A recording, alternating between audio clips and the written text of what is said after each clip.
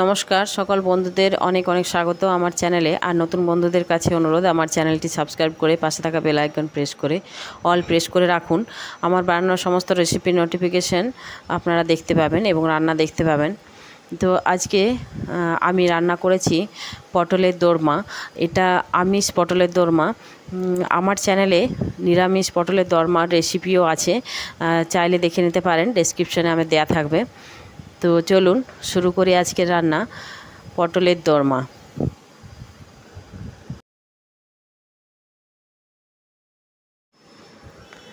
অনেকের পটল খেতে ভালো লাগে না বা পটল পছন্দ না করলে এরকমভাবে পটলের দোরমা বানিয়ে তাদেরও খাওয়ানো যেতে পারে।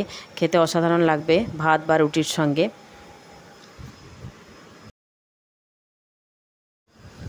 তো সেই জন্য আমি প্রথমে এখানে পটলগুলো এইভাবে উপরের খোসাটা জাস্ট ছাড়িয়ে নিচ্ছি।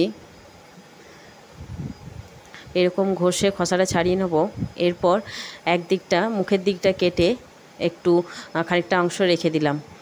ভিতরের অংশটা, শ্বাসটা একটা চামচের পিছন দিকটা করে বার করে নেব, বা ছুর দিয়ে বার করে নিলেও হবে। বার করে নিয়ে ভিতরে হোলটা ফাঁকা করে নিতে হবে। দেখুন এইভাবে।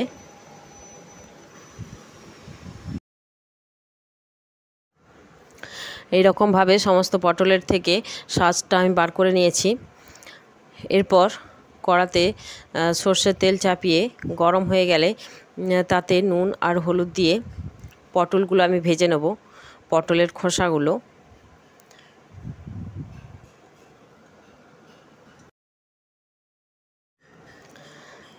ভেজে নেব, মানে একেবারে যেন নরম না হয়ে যায়। ভাজবো, ওপরের অংশটা একটু ভাজা হবে অথচ শক্ত থাকবে। এইরকমভাবে ভেজে নিয়ে তুলে রাখছি।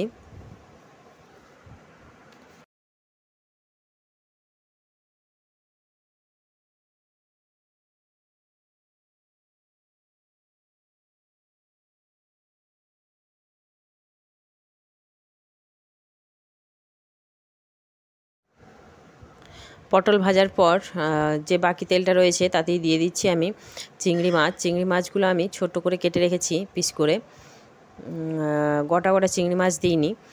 তো এইভাবে আমি নুন হলুদ দিয়ে তেলে ভেজে নিচ্ছি চিংড়ি মাছটা। অপরদিকে মিক্সিতে নিয়ে নিচ্ছি 2 টুকরো আদা কুচি, এর সঙ্গে 2টো শুকনো লঙ্কা, যেমন ঝাল খাবেন সেরকম লঙ্কা দেবেন। এরপর দিয়ে দিচ্ছি পটলের শাঁস।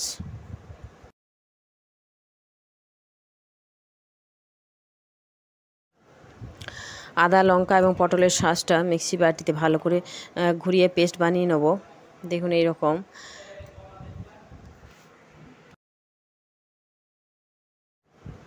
এদিকে চিংড়ি মাছগুলো ভাজা হয়ে গেছে, তুলে রাখছি।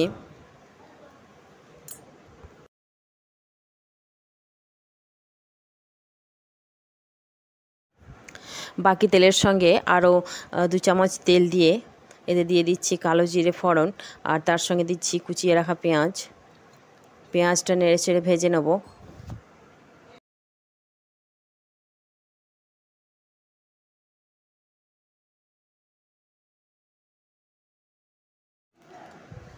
পেঁয়াজটা ভাজা হয়ে গেলে এর সঙ্গে দিয়ে দিচ্ছি কাশ্মীরি মির্চের গুঁড়ো রঙের জন্য, আর দিয়ে দিচ্ছি হলুদ পাউডার।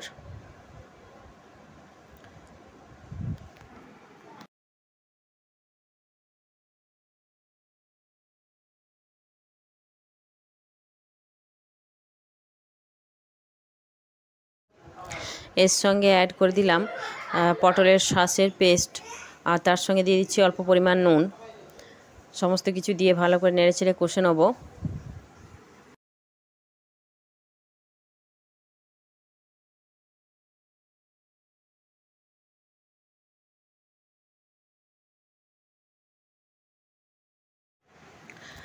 কষে নিয়ে এরপর এর সঙ্গে অ্যাড করে দিচ্ছি চিনি,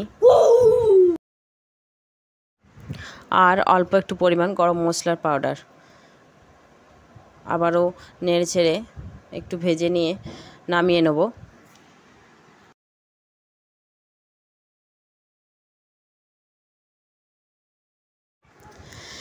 এটার সঙ্গে 5 থেকে 10 পিস কিশমিশ আমি অ্যাড করেছি, চাইলে দিতে পারেন, নাও দিলে হবে। আর তারপর এর সঙ্গে অ্যাড করে দিচ্ছি ভেজে রাখা চিংড়ি মাছটা অ্যাড করে নিয়ে একটু নেড়েচেড়ে নামিয়ে রেখে দেবো।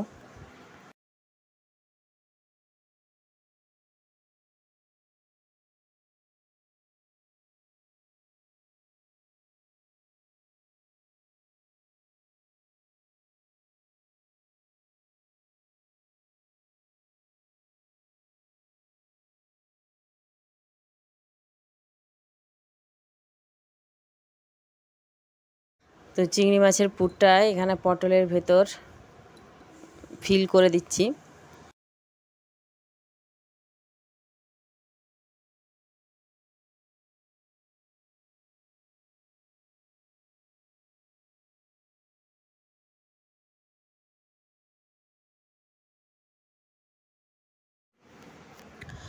তো এরকম ভিডিও যদি আরও দেখতে চান তাহলে অবশ্যই ভিডিওটি সাবস্ক্রাইব করে পাশে থাকা বেল আইকনটি প্রেস করবেন আর অল প্রেস করে রাখবেন। দেখুন সমস্ত পটলগুলো এইভাবে আমি ফিল করে নিলাম।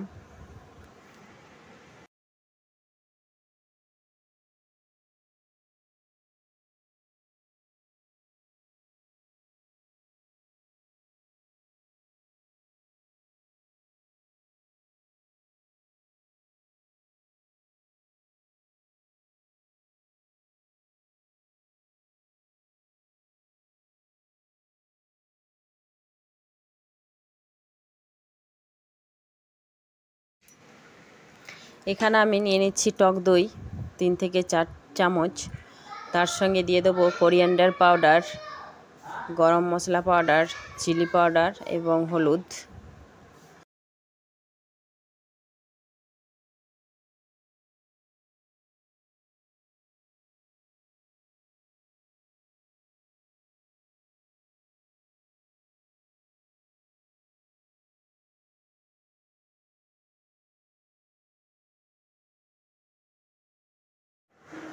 আবারও কড়াতে তেল দিয়ে তেল গরম হয়ে গেলে তাতে দিয়ে দিচ্ছি গোটা জিরে, ছোট এলাচ, দারচিনির টুকরো,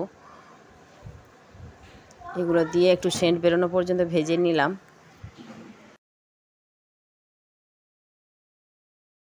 এরপর দিয়ে দিচ্ছি কুচিয়ে রাখা পেঁয়াজ।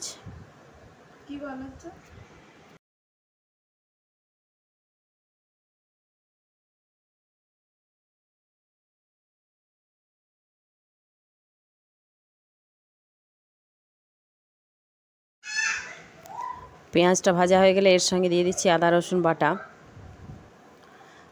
বাটাটা দিয়ে ভালো করে নেড়েচেড়ে কষে নেব।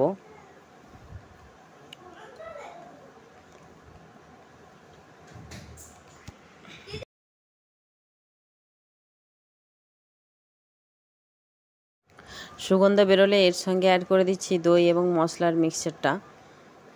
অ্যাড করে নিয়ে ভালো করে কষে নেবো। আরও একবার কষে নিয়ে এর সঙ্গে দিয়ে দিচ্ছি সামান্য নুন এবং একটু চিনি। এরপর গ্রেভিটা ফুটে এলে এর সঙ্গে দিয়ে দেবো পটলগুলো।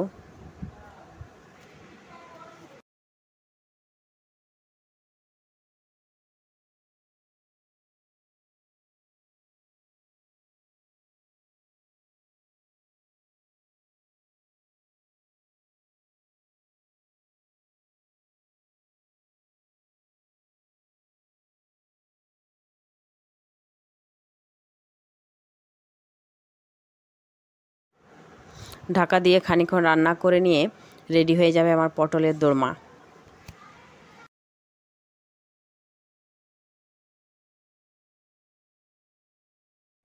আমার রান্না পছন্দ হলে ভিডিওটি লাইক এবং শেয়ার করবেন। দেখুন এরপর সার্ভ করে নিন আমিষ পটলের দোরমা চিংড়ি মাছের পুর দিয়ে। তো সার্ভ করে নিন ভাত এবং রুটির সঙ্গে। এতক্ষণ আমার ভিডিওটি দেখার জন্য সকল বন্ধুদের অসংখ্য ধন্যবাদ। আবার দেখা হবে অন্য কোনো দিন অন্য কোনো নতুন রেসিপি নিয়ে। ততক্ষণের জন্য টাটা।